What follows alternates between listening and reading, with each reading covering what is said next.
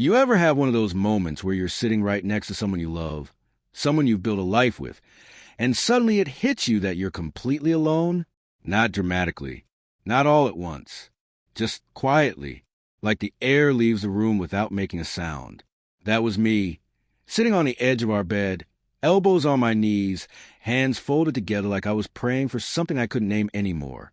The room was dim, lit only by the amber glow of the bedside lamp. Everything felt frozen, suspended in that uncomfortable space between day and night, between wanting to speak and being afraid of what the answer might be. "It's been a month, Laura," I said finally. My voice came out softer than I expected, almost careful. A full month, not even a kiss goodnight. I didn't raise my voice. I didn't accuse. I just stated it, like saying the sky was cloudy. I kept my eyes on her, hoping, stupidly, that naming it would make her see it too, that she'd turn, soften, say something like, "I know, I'm sorry," or "I didn't realize," or anything that sounded like she still felt us. She didn't. Laura stood near the dresser, arms crossed, weight shifted onto one hip. She let out a slow breath through her nose, the kind people do when they think they're being patient with someone who's exhausting them. Then she scoffed. "That's not what makes a family, Mark." The words didn't just land. They carved, clean and sharp, right through my chest.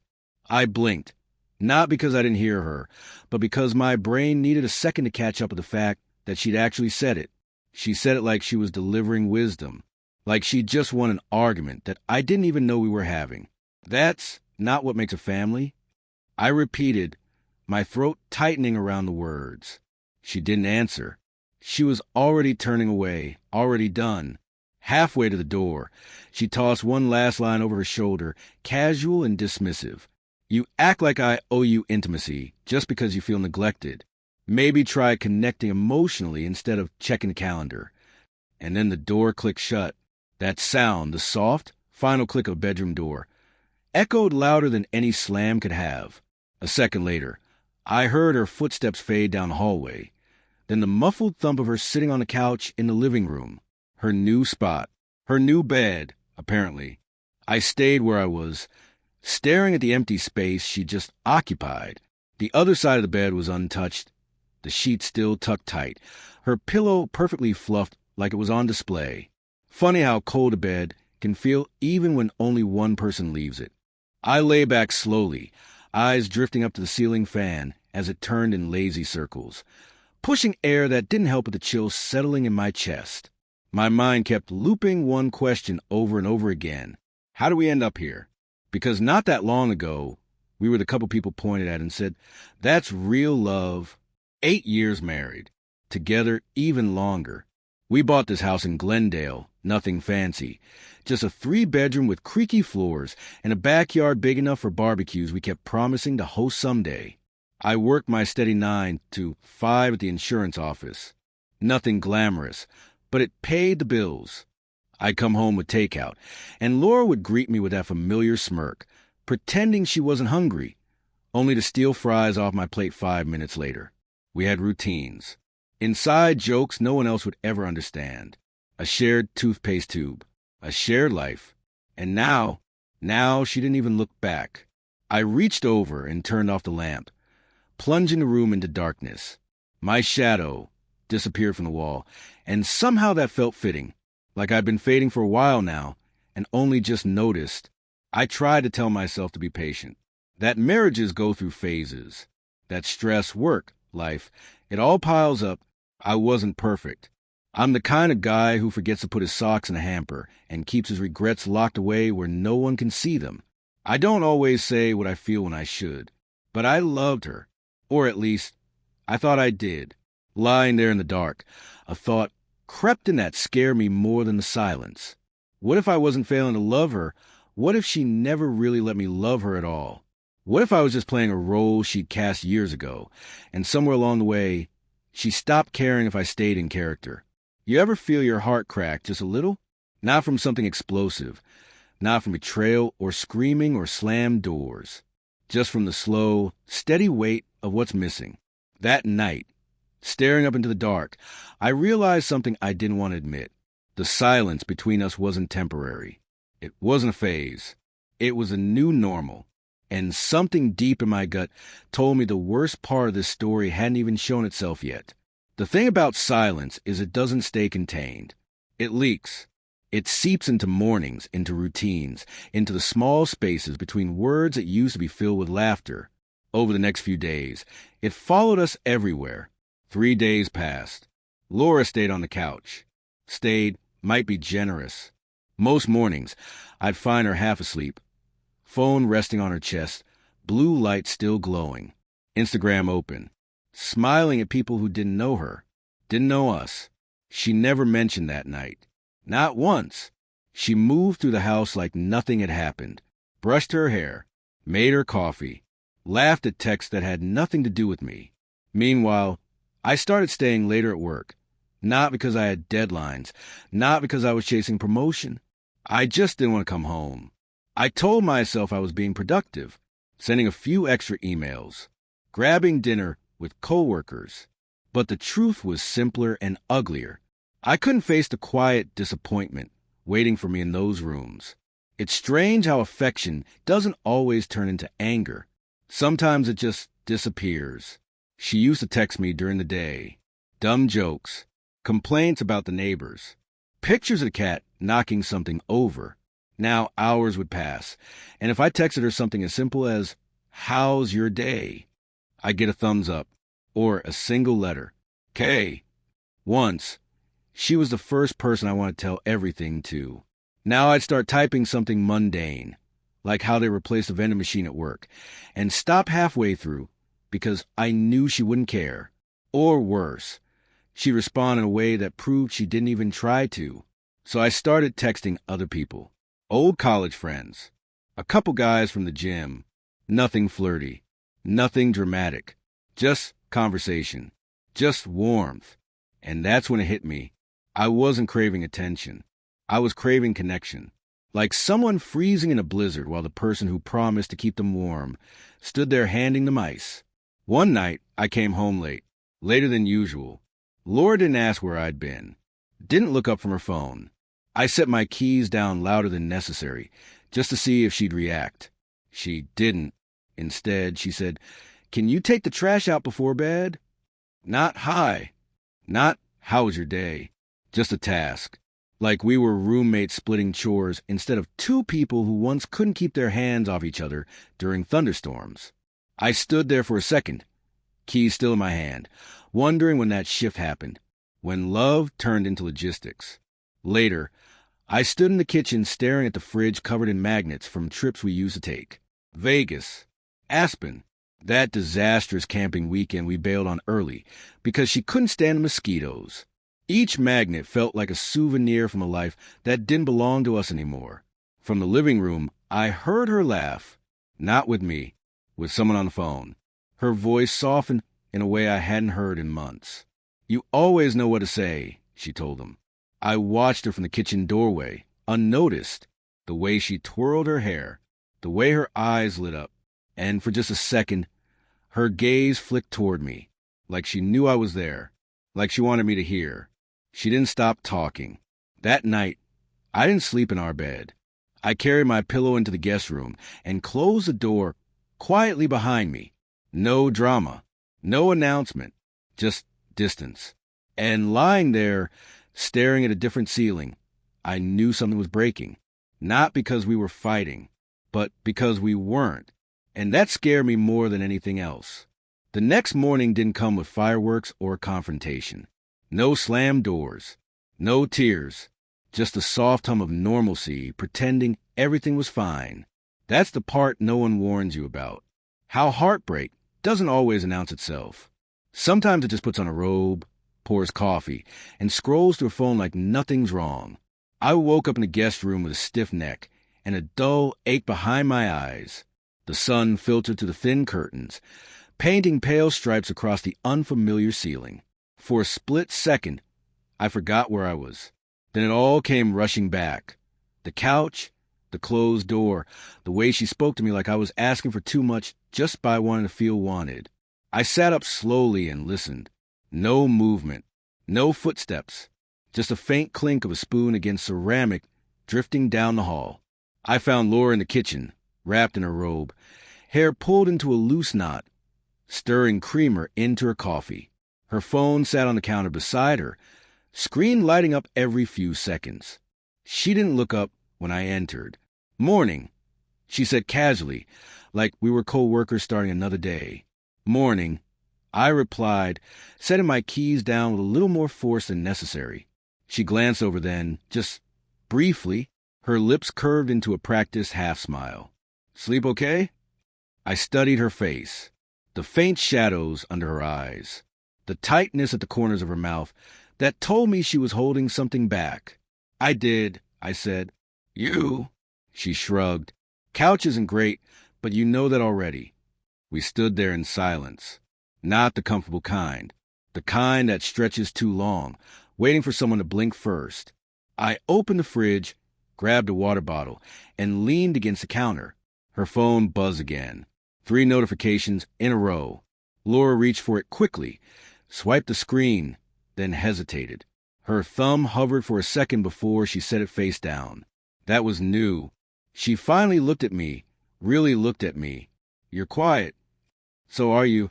She laughed lightly, like she was trying to wave the moment away. "We don't always have to talk, Mark. Some mornings can just be..." But this wasn't silence born of peace. This was something else. This was tension pretending to be calm. She hadn't mentioned the party from a few nights ago. The neighbors. Her comment. Amy's response. Nothing. But I could feel it lingering between us. Like smoke after a fire everyone was pretending didn't happen. Around noon, my phone buzzed. 2 messages. "You okay, man?" Didn't sit right how she talked to you. I stared at the screen longer than I expected to. Simple words. No drama. Just acknowledgement. I didn't reply. I didn't need to. The fact that others had seen it, had seen me, meant more than any response I could send. Across the room, Laura sat on the couch, typing furiously, jaw clenched. Her phone buzzed less now, and when it did, she'd glance at it, frown slightly, and keep typing like she was trying to regain control of something slipping through her fingers. She caught me watching. "What?" she snapped. "Nothing." "No, seriously." "What?" I took a slow breath. "I just wonder, do you even remember what you said that night?" Her eyes narrowed. "Oh my God, it was a joke." I said nothing. "Don't tell me you're going to hold on to that," she continued. "People are way too sensitive these days." Again, silence. She scoffed, stood up abruptly, and started clearing plates that had been sitting there since breakfast. One comment, and suddenly everyone acts like the world's ending. The world wasn't ending, just hers. Later, as I passed the counter, her phone screen lit up again. A group chat. Open. One message caught my eye before she could turn it over. "You should probably apologize. That wasn't okay." She hadn't replied. She stood at the sink, washing the same coffee mug over, and over like it was the only thing keeping her grounded. I watched for a moment, then kept walking. I didn't feel satisfaction. I felt distance. And for the first time, that distance didn't hurt as much. A few nights later, I found myself back at the gym. Same bench, same weights, same routine. Except everything felt heavier than it should have. "Man, you good?" I looked up to see Evan standing there, towel slung over his shoulder.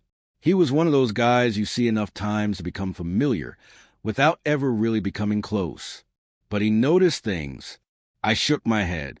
"Not really." He set his weights down and sat across from me. "You want to talk?"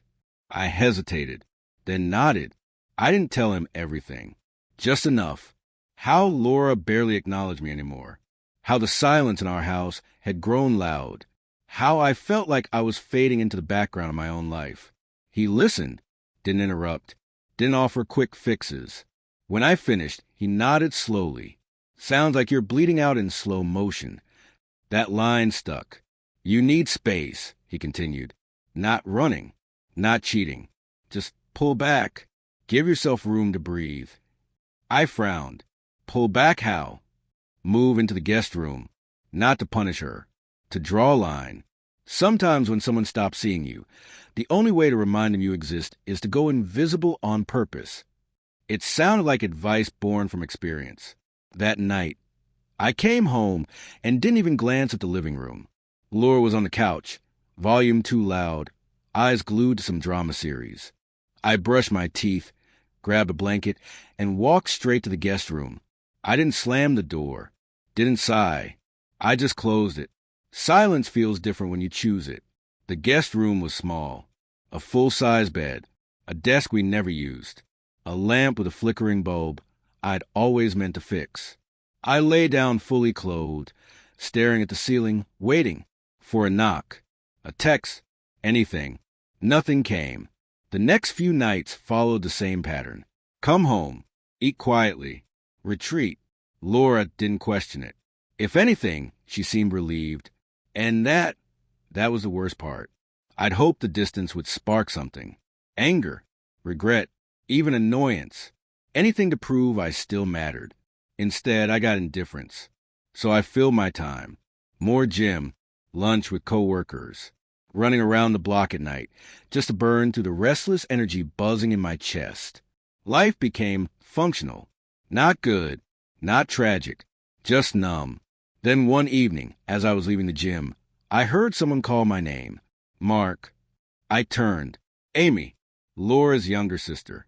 She walked toward me in an oversized hoodie and sneakers, wiping sweat from her forehead. Didn't expect to see you here.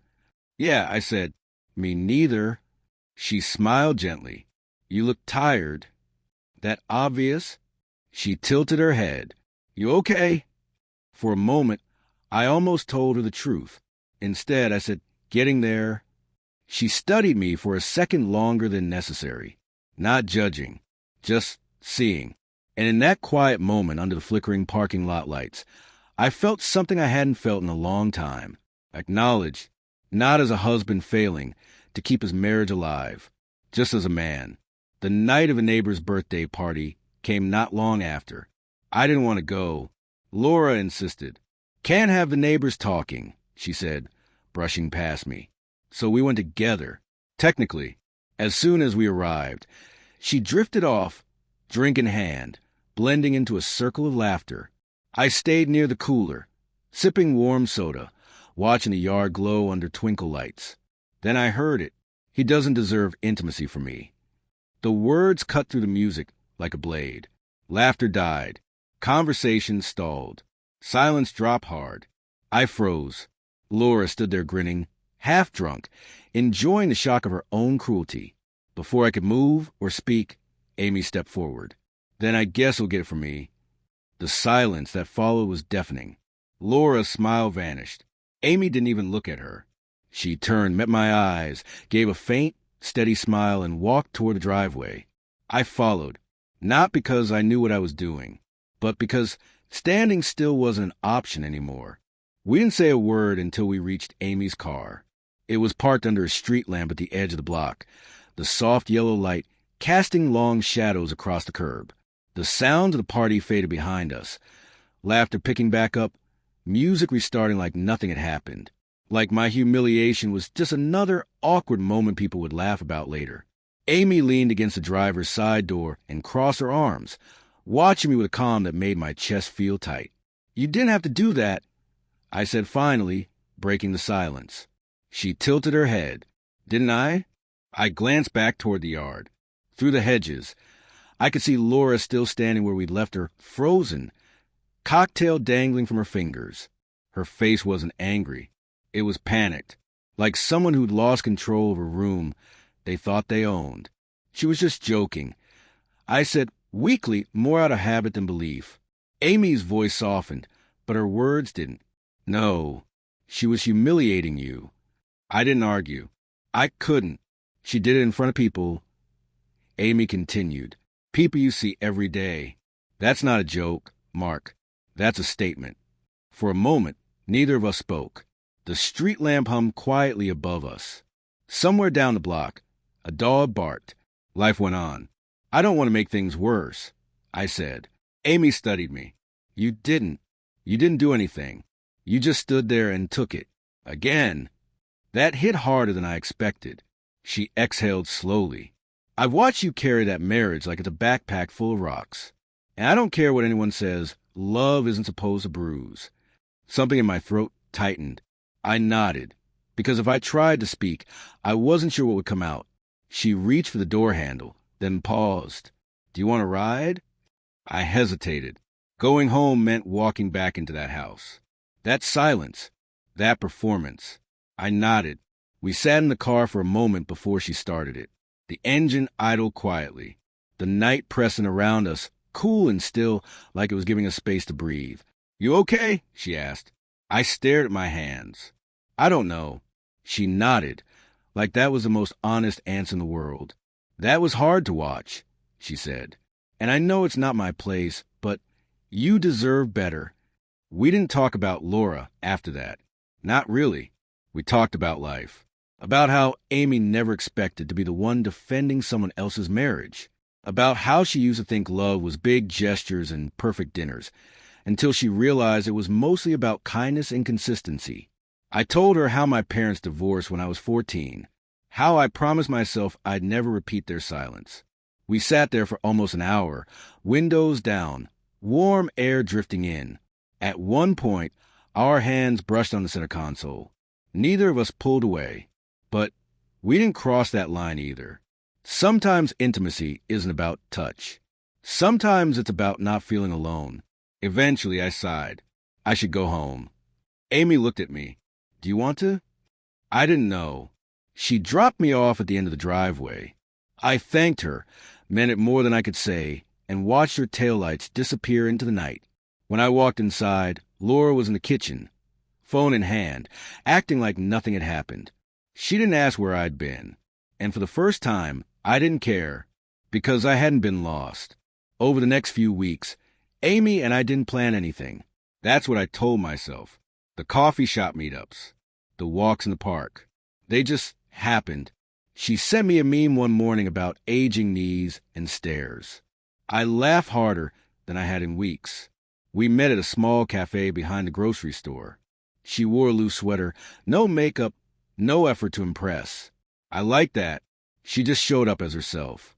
We talked about family, about expectations, about how some people love appearances more than honesty. She listened, really listened, and I realized how long it had been since anyone did. One evening, sitting by the pond at the Arboretum, she asked quietly, "Do you still want to save your marriage?" The question hit like a mirror. I don't know, I admitted. There's a difference between staying and surviving. She nodded. I respect that you've been careful, that you still believe in vows. I do, I said, but a vow takes two people. That was the moment I knew something had shifted. I wasn't chasing Laura anymore. I wasn't waiting for her to notice the damage she'd done. I was starting to choose myself. And then, one afternoon, everything finally made sense. I was in the attic, looking for an old lantern. Storms were coming, and I figured it was better to be prepared. The attic smelled like dust and forgotten time. I pulled a plain cardboard shoebox from behind some old decorations. Inside were cards, notes, and photos. Photos of Laura with another man, smiling, touching. Date stamped from earlier that year, from the exact time she'd pulled away from me. I didn't scream. I didn't cry. I just sat there, heart heavy, finally understanding. The distance, the cruelty, the joke at the party. It wasn't neglect. It was cover. I put everything back in the box and climbed down the ladder. Laura was on the couch, phone face down. "Find a lantern?" she asked. "Not yet," I said, but I had found the truth. And now, I knew exactly what I had to do. The truth does something strange when it finally lands. It doesn't always explode. Sometimes it just goes quiet, heavy, settles into your bones like it's been waiting there all along. That night, I didn't confront Laura. I didn't even look at her longer than necessary. I moved through the house like a guest, careful not to disturb the furniture, the memories, the version of us she was still pretending existed. She sat on the couch scrolling, legs tucked under her, phone face down when I passed. That alone told me more than any confession ever could. People don't hide nothing. They hide something. I went to the guest room, closed the door, and sat on the edge of the bed. The shoebox replayed in my mind like a slideshow I couldn't shut off. Her smile in those photos wasn't accidental. It wasn't polite. It was intimate, easy, the kind she used to give me before life. And apparently someone else took my place. I didn't sleep much. Instead, I planned, not revenge, not drama, just clarity. The next morning, I woke up before she did. The house was still, the kind of quiet that feels borrowed. I showered, dressed, and left without saying a word. At work, I sat at my desk staring at the screen, rereading the same email without absorbing it. At lunch, I stepped outside and made a call. A lawyer. Saying the words out loud felt surreal. Like I was talking about someone else's life, someone else's marriage. But the calm in my voice surprised me. No anger, no trembling, just resolve. By the end of the week, the papers were ready. I picked them up on a Thursday morning. Crisp, clean, official. They didn't carry emotion. Just facts, dates, names. The end of something that had already died long before ink touched paper. I signed them in the car, pen steady in my hand. 8 years reduced to a signature. When I got home that afternoon, Laura was in the kitchen. The smell of citrus cleaner hung in the air. She stood at the sink washing a single glass, humming softly like everything was fine. I stood in the doorway and watched her, this woman I knew by heart, or thought I did, the way she tucked her hair behind her ear, the way she shifted her weight when she was distracted, familiar motions now emptied of meaning. "Laura," I said. She turned, smiling automatically. "Hey, did you ever find that lantern?" I didn't answer. I walked to the counter and placed the papers between us. She looked down, blinked once, then again. "What's this?" she asked, her voice suddenly thin. "You know what it is." She picked up the top page, eyes scanning the bold letters. Petition for dissolution of marriage. Her breath caught. "Mark, wait, what is this?" "I'm not going to yell," I said calmly. "I'm not going to ask why." I found the box, the cards, the photos. "I know." The color drained from her face. "I can explain," she stammered. "No," I said gently. "You can't." Her hands started shaking. She set the papers down like they might burn her. Tears came fast. Messy. Unplanned. I didn't mean for any of this to... To what? I asked. Matter? Or get discovered? She collapsed into a chair like her legs gave out. "I still love you." That line. That familiar, hollow line. "I believe you love what I gave you," I said. The stability. The silence. The fact that I didn't leave. She sobbed into her hands. "I was lonely." "So was I," I said. "I just didn't betray you." She looked up, mascara streaking down her cheeks.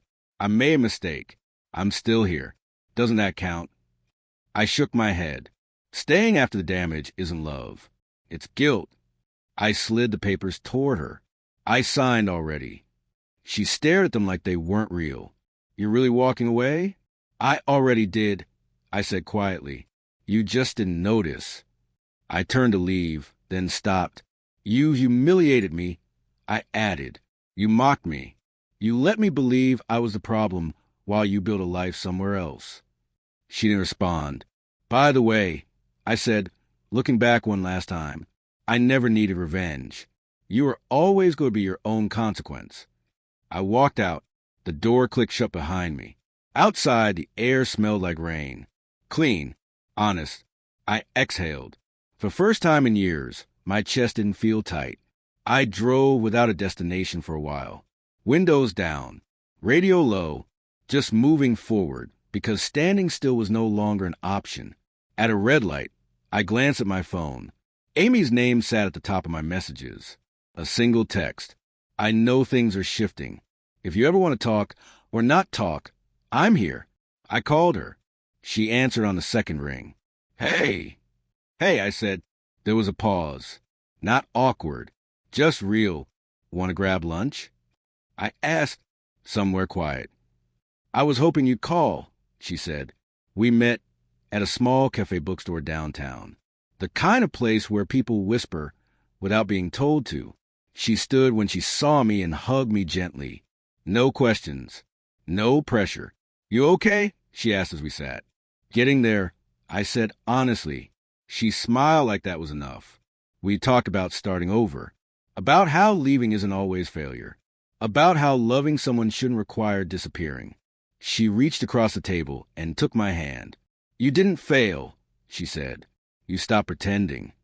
And somehow, that healed more than any apology ever could. After lunch, we stood by her car. The sun dipped low, painting everything gold.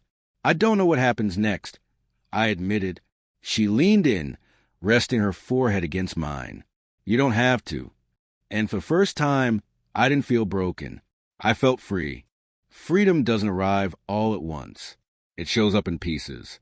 Small, quiet moments that don't look impressive from the outside, but feel monumental when you're the one standing inside them.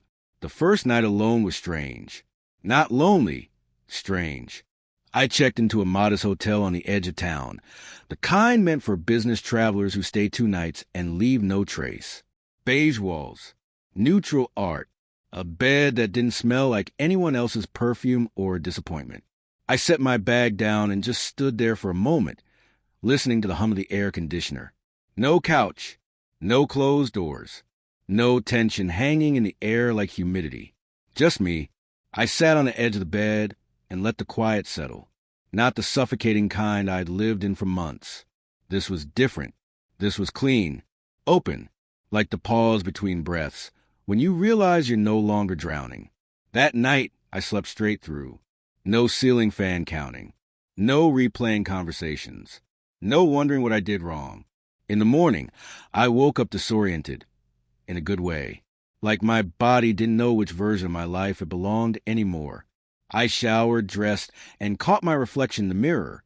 I looked tired, sure, but lighter, like someone had loosened a strap I didn't realize had been cutting into me for years. The paperwork moved faster than I expected. Laura didn't fight it. That surprised me. Or maybe it didn't. People who live on control tend to go quiet when it slips through their fingers. She signed where she needed to. Her messages short, logistical, stripped of emotion. No begging. No grand apologies. Just compliance. That told me everything. We divided things cleanly. The house would sell. I took the guest room furniture, my clothes, my books, and the few things that actually felt like mine. She kept most of what made the house look complete. Seemed fitting. Word traveled faster than I thought it would. Neighbors, friends, people who had watched us smile at barbecues and assumed that meant happiness. Some reached out, some didn't. I learned quickly who cared about appearances and who cared about people. That lesson alone was worth the pain. Amy never pushed. That was the difference. She checked in, sent occasional, "How are you really?" text, met me for coffee when I asked. Never once tried to define what we were or where this was going. She let things breathe, and in that space, something unexpected happened. I started noticing myself again.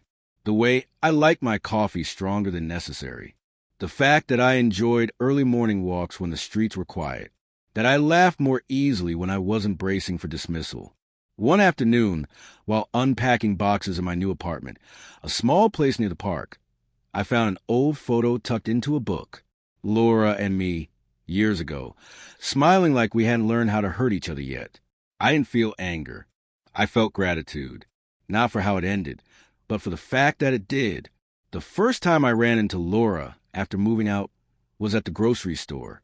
Of course it was. She stood in the produce aisle, studying avocados like the decision carried the weight of her future. She looked thinner, not in a dramatic way, in a drained way, like life had stopped refilling her.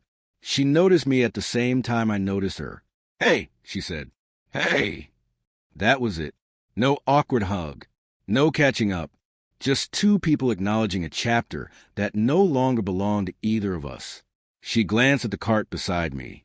Simple, practical, no shared habits inside it. "You look good," she said, unsure. "So do you," I replied. Not a lie, Not the whole truth either. She hesitated, like she wanted to say something else. Then she nodded and turned back to the avocados. I walked away without looking back. That night, Amy and I met at the park. The leaves had started to turn, painting the ground in shades of gold and red. We sat on a bench, shoulders close but not touching. "You seem different," she said. "I feel different." She smiled. "Good, different. Honest, different." She nodded like that made perfect sense. We talked about nothing important. Movies, bad coffee. How fall always felt like a reset button. And then, after a while, she asked quietly, "Are you ready?" "For what?" "For something that isn't heavy." I thought about it. Really thought. "I think I am." She reached for my hand. This time, I didn't hesitate. Our first kiss wasn't fireworks. It wasn't dramatic or desperate. It was soft, unrushed. Two people choosing each other, without fear. And that's how I knew it was right. Thanksgiving came sooner than I expected. Amy invited me to her family's gathering. I hesitated. Old wounds, new dynamics. But she smiled and said, "No pressure, just food." I brought a pie anyway. Her parents' house smelled like cinnamon and warmth. Laughter spilled out the door before we even stepped inside. No tension, no performances, just people being present. Laura arrived late, alone. She smiled politely, but her eyes drifted around the room like she was searching for something that no longer waited for her. When she saw Amy and me sitting together, comfortable, unguarded, something flickered across her face. Not anger, realization. Dinner passed easily. Stories flowed. Plates emptied. The seat Laura left early went unnoticed. Outside on the porch, Amy leaned into me and handed me a mug of cider. "You okay?" she asked. I looked through the window at the warmth inside, at the life moving forward without forcing itself. "Yeah," I said, "I really am." She rested her head on my shoulder, and in that moment, I understood something important. You don't always get closure in the form of an apology. Sometimes closure comes when you stop asking for one. Sometimes justice is quiet. It's living well. It's choosing people who choose you back. If you've ever felt invisible in your own life, hear this. You're not asking for too much. You're asking the wrong person. And sometimes the bravest thing you can do is walk away. Not to punish them, but to save yourself. Life didn't magically become perfect after that. It became real. There were mornings I still reached for my phone out of habit, half expecting a cold silence on the other end. There were nights when memories crept in uninvited, small, harmless ones that didn't hurt, but reminded me how long I'd been living on emotional autopilot. But the difference was this. I wasn't shrinking anymore. The apartment slowly began to feel like mine. Not style for approval. Not arranged for someone else's comfort. Mine. I hung photos I liked. Bought a chair that looked ridiculous but felt right. Left dishes in the sink, sometimes without feeling like it was a silent crime. Amy fit into my life the same way. Naturally. She didn't replace anything. She didn't rush into the empty spaces. She simply stood beside me while I rebuilt. Some nights we cooked together. Some nights we didn't talk much at all. And that was okay. One evening, as we sat on the floor assembling a cheap bookshelf, she looked at me and said, almost casually, "You know, you don't apologize anymore." I blinked. For what? For existing. That one sentence landed deeper than she probably knew. I thought back to all the times I'd said sorry for things that weren't wrong. My opinions, my tiredness, my needs. How I'd learned to preempt conflict by erasing myself. I smiled. "Guess I forgot how." She grinned. "Good." Months passed. The divorce finalized quietly. No drama. No last-minute confessions. Just signatures and a door closing without slamming. Laura sent one final message. "I hope you find what you're looking for." I read it once, then archived it, because I already had. One afternoon, Amy and I walked through the same neighborhood where that party had happened months before. The same street, the same houses, different version of me. We passed the yard. Someone else's laughter filled the air now. Amy squeezed my hand. Strange how places lose power over you, isn't it? Only when you stop giving it to them, I replied. She smiled. Later that night, lying beside her, I realized something simple and profound. Love isn't loud. It doesn't humiliate you to feel important. It doesn't keep score. It doesn't require you to become smaller so someone else can feel bigger. Love feels safe. And safety, I learned, is not boring. It's rare. If there's one thing this chapter taught me, it's this. Sometimes the worst moment of your life, the public humiliation, the betrayal, the quiet disrespect, isn't the end. It's the beginning of the moment you finally choose yourself. And when you do, the world doesn't collapse. It opens.